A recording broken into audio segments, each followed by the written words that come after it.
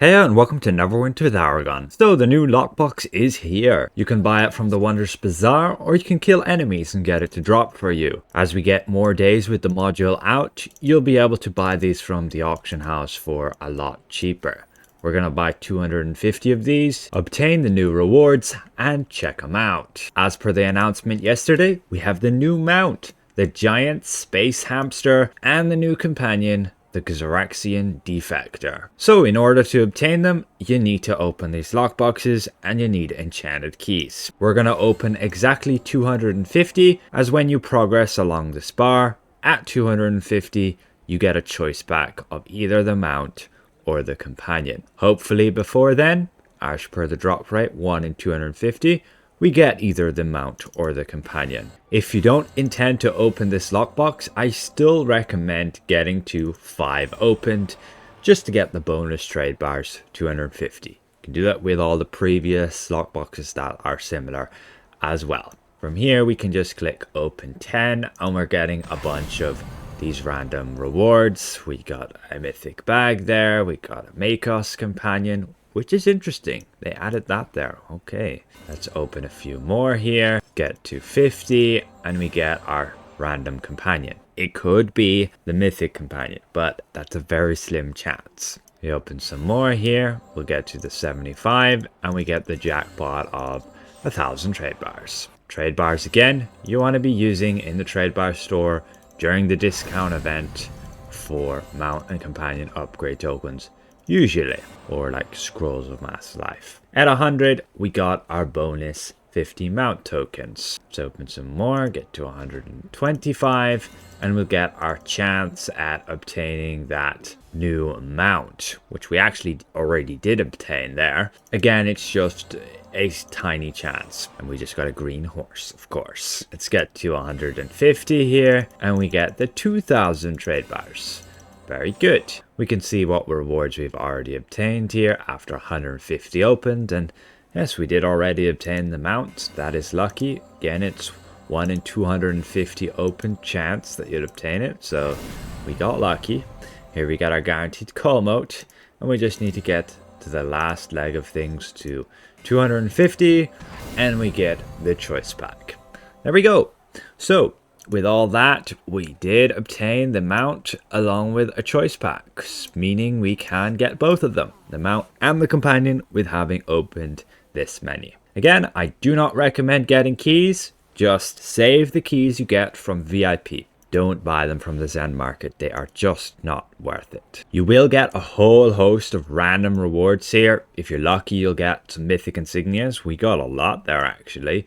And you'll get some epic ones, legendary, some random mounts and companions. It's really random what you get. Those prices could be high, could be low. And otherwise, the main reward here is trade bars. You guaranteed get trade bars every lockbox you open. And then you get a chance to get these like kind of jackpots.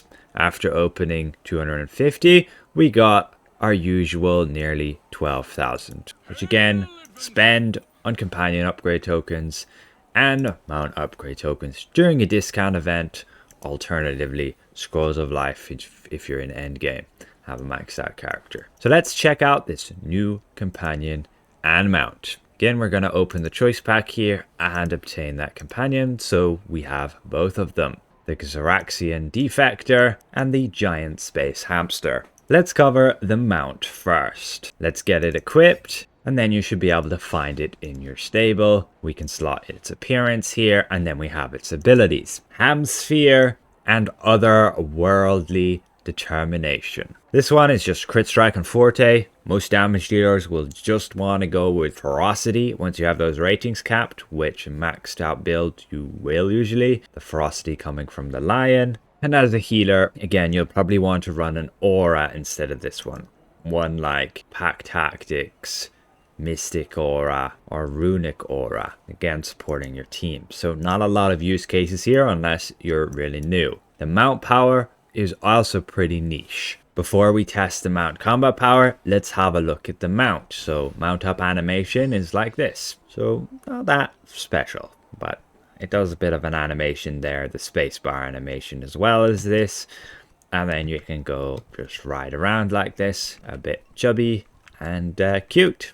A hamster. So in combat, we can see this power will be here. We can go and use it. We don't need a target, and you just summon it and it puts a bubble around you. You get the movement speed buff and you get the extra shield 20% along with some control immunity. That control immunity should work against most pushbacks, knocks, stuns and stuff. I don't know if it will break any crowd control effects. Like if you are stunned, is this going to break it? Like you have with, let's say, the bat swarm would have that effect. It is a niche case use. I would use it potentially in a dungeon for the movement speed, and otherwise you can use it as a tank or a healer if you don't have anything else just yet, like a support one, the T-Rex, Bat Swarm, Pegasus, Eclipse Lion. Those are generally better. When we go to slot this guy in the stable here, we can see the insignia bonus list. You've got Master's Precision, Mender's Covenant, Executioner's Covenant, Accursed Resolve, Trainer's Restoration, Cavalry's Warning, Barbarian's Revelry, and Slayer's Bloodlust. So some okay options here. You'd mainly use it for Menders on a healer, Executioners on a DPS, and the rest is kind of situational.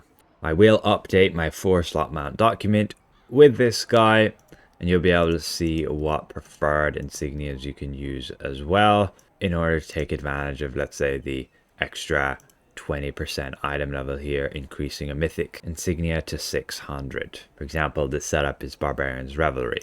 This one is Executioner's Covenant. This one's Accursed Resolve, Slayer's Bloodlust, and nothing if you use this. So let's move on to the companion, the Xaryxian Defector. How good is she gonna be? She's gonna give us the power of Enduring Precision and Xaryxian Precision.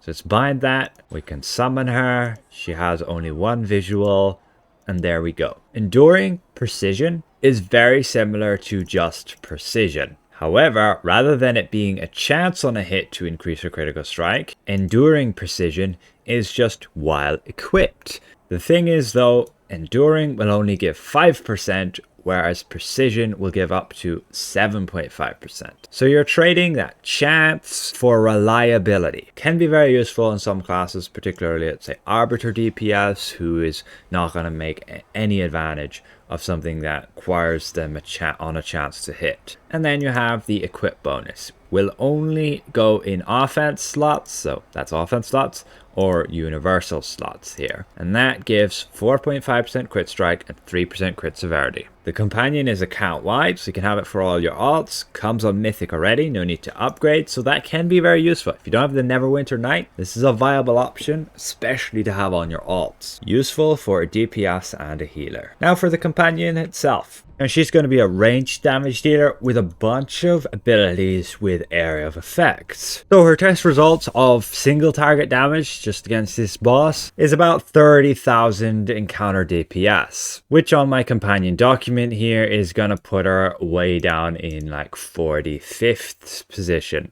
So not good when there's only one target to beat up. But we need to check when there are 6 enemies grouped up. How good is she going to be against them? She's coming in with nearly a whopping 40,000 encounter DPS, beating up all 6 dummies in just 44 seconds. This score's really high. She comes out on top as the best AoE damage companion like that. Keep in mind, this is just in that test against those 6 training dummies, 35k ratings, starting from a position without combat advantage. She never actually moves to a position with combat advantage. She ends up with that on 0% like many of the others. But I want to do this test one more time just to double check. There again, you can see she beat them all up in 43 seconds, 0 combat advantage damage. That sticky bomb going hard there, just hitting everything, and then that starlight beam followed by that continuous exploding arrow damage. So she could be very well worth it to run in area of effect fights. The first thing that she'll do in combat when you resummon her